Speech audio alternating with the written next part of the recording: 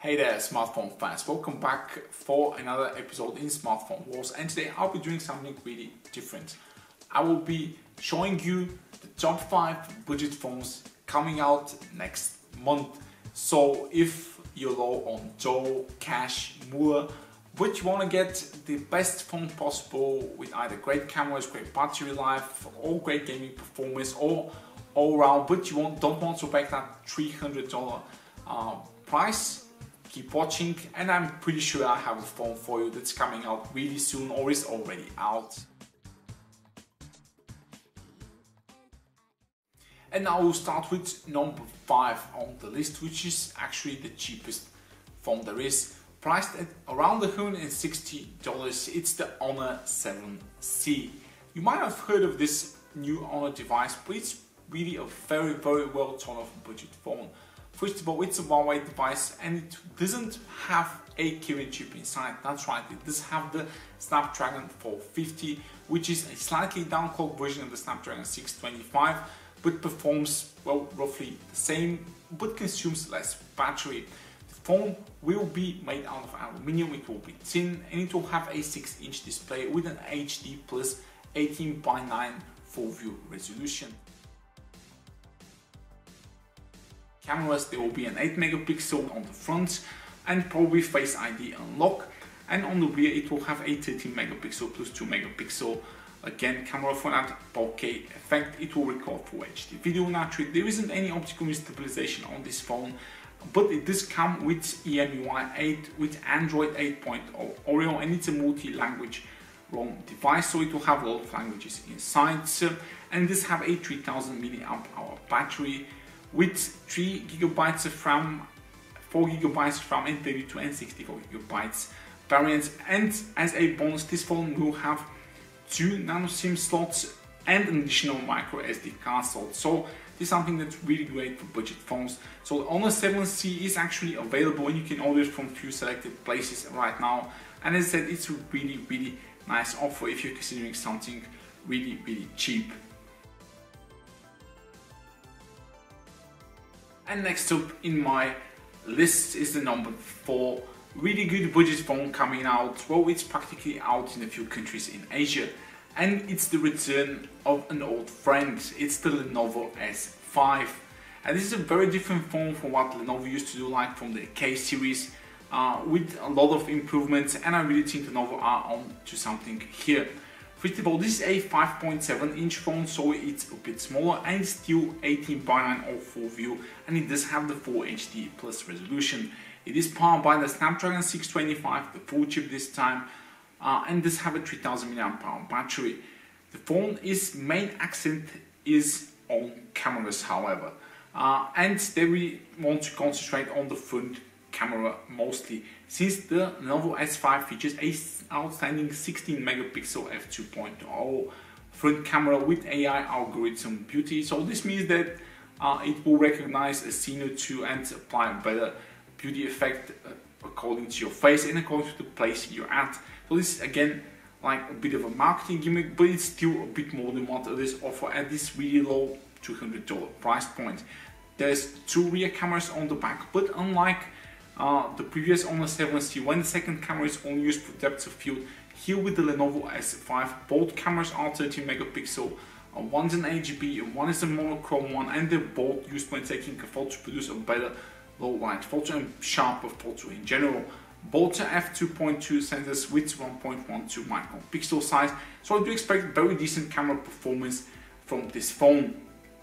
What Lenovo really have done great is the design of the phone, which is very nice looking, and it's premium aluminium phone, so you can expect it to feel more like a OnePlus 5T device rather than the Honor 7C, which is a cheaper aluminium one. And I am finally relieved to say that Lenovo have ditched the horrible Viper UI, which for me was absolutely the worst Android skin out there, in favor of their own Zoox ZUI, which I really loved, as I reviewed the Zoox Z2 and the Zoox Edge. If you want, you can check those reviews out, by the way. And the ZUI is really much better, and a step in the right direction for Lenovo. So perhaps really good front camera, main camera, thin, elegant body, slightly smaller, 5.7 inches for those who don't want that big 6-inch phone, still 18:9, still Full HD+, and Snapdragon 625 is still a very good chip. It will be running Android Oreo from the box with GUI, and it will have a 3000 mAh battery. All this around $200. It will come with a 3GB RAM, 32GB of onboard storage variant, and a 4GB RAM, 64GB storage variant, with the latter costing above $200. That is so a very good phone and a very nice return from Lenovo, and I'm also looking forward to review this phone next month if it becomes available to me. And next up we have another phone from an old friend and a very reliable company that's returning to the budget range with a pretty nice offering, and this is from ZTE's Asian lineup, which is the Nubia V18.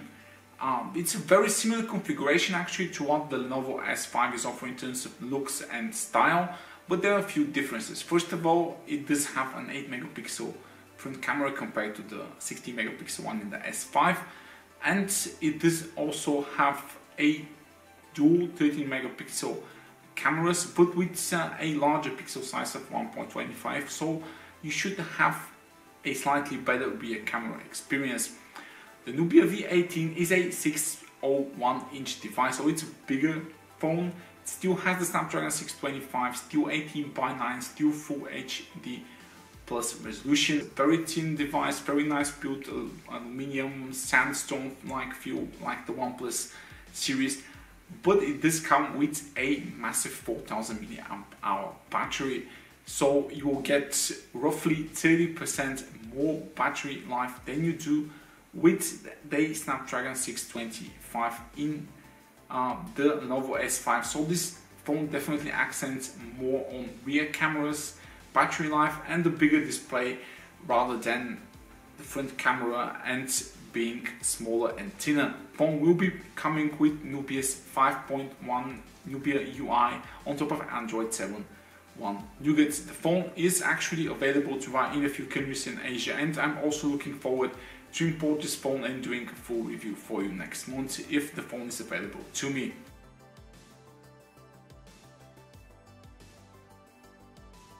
So, number 2 on my most anticipated phones to come out in April on a budget price point, and this time it's finally, as people might have expected, it's a device made by Xiaomi, and it's the Redmi Note 5. Why is it such a lucrative device at this price point? Or if you want, you can check out my full detailed video on it, or I can just give you the specs. The higher end Snapdragon 636 and 4000 mAh battery with a much better Samsung rear camera, which is an ISOCELL with f1.9 aperture and 1.4 micron pixel size. So the Redmi Note 5 really aims to deliver on really good gaming, bigger battery, to game longer, to use it longer, to like not charge it as much as you used to. But as cons, I can say that the phone does have a micro USB, still has a micro USB port, and it will not support Qualcomm's quick charging, so that 4000 mAh battery will be charging around 3 hours when compared to the previous device, which all have like fast charging methods. So the Snapdragon 636 inside, $250 price point, really good rear cameras.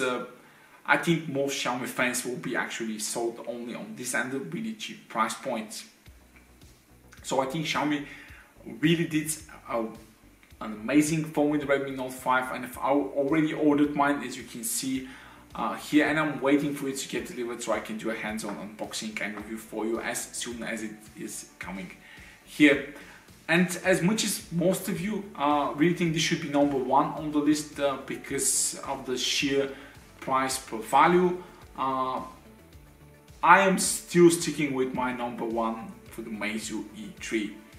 And yes, that's right, Meizu E3 is the most anticipated phone coming out for me.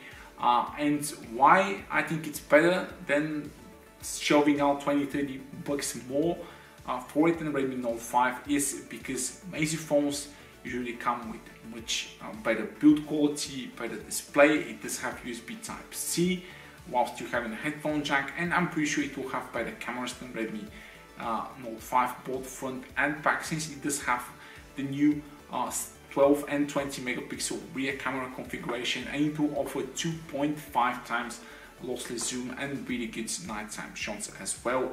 And yes, it will come with a unique side fingerprint scanner like the Meizu M6S and the new Super M Touch or M Pack button, which is a on-screen home key, but it's force sensitive, so this means it recognizes pressure. Do check out my Meizu M6S review, because those features are coming to the Meizu E3, and that's why I think it will offer the best performance and value for the customer. Same Snapdragon 636, yes, a little bit less battery, the 3340 mAh compared to the Redmi Note 5's 4000 mAh battery, but at the same time it will have much faster charging, because it will feature Meizu's M Charge technology through the USB Type-C, and it will be a cold charge, so the phone won't get hot while you're charging, and you can still continue gaming using the phone while it's charged. And the 3360 mAh battery will be charged from 0 to 75% in just 15 minutes.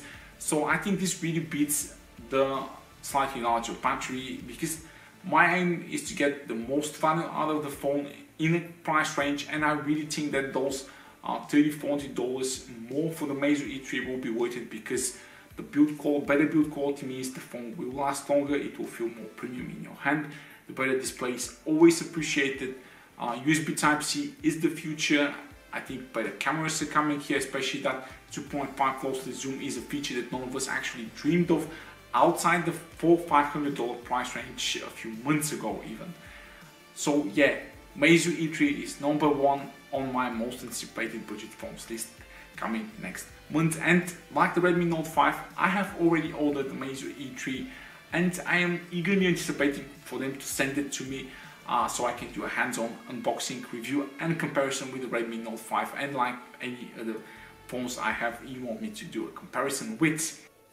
So this has been it for my detailed preview of the top 5 amazing budget phones coming out in April 2018. I really think that depending on your budget from $150 to $300, any of these phones you will buy, I think all of them will be really good. And I will target to do as much reviews and as much comparison as I can with these phones as soon as they are available to me. If you're a returning subscriber, thank you for continuing to support my work. Don't forget to like the video, share it so that your friends can enjoy it as well. And if you're a new guy and you like what you're seeing, don't forget to hit that subscribe button. And you might also want to check out my other episodes of like phone tech talk and my other honest hands-on reviews on the latest smartphones from China. This has been Stephen Fox. Thank you for coming back, and peace out.